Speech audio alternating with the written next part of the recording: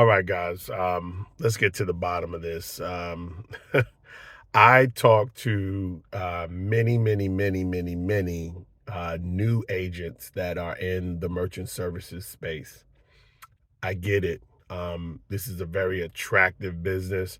There's a lot of money to be made, and overall, you know, it's a business, like I always say, where you have to master your craft and really understand the nuances of this business. Now, one of the things that I want to make clear, and I hear this all the time, especially with new agents, I get it. You're excited. You want to go out there and sign up as many customers as possible. Here's the problem: you have to know who your customer is.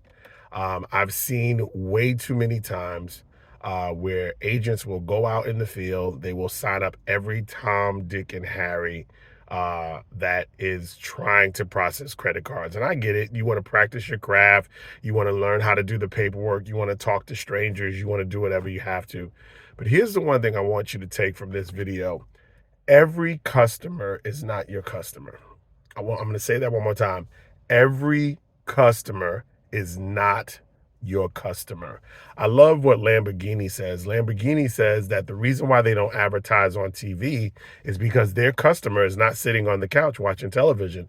They know that they have a high net worth customer that can afford a Lamborghini, and most of the people that are driving high expensive cars, they're out there making it happen. So they're not sitting on the couch watching other people be entertained. They're actually out there making it happen. So Lamborghini, that hit me when they said that you got to know who your customer and you got to know exactly who they are. So with that being said, with merchant services, um, your customer is not the guy that sells watermelons at the flea market. That your customer is not the guy that sells cell phone case covers on the weekends. Your customer is not the guy that is at the flea market. Your customer is not the guy that does his business here or there. Here's the reason why: because you're not really going to make any good money on merchants that don't process volume. Remember, we get paid off of processing fees, and the less a merchant processes, the less fees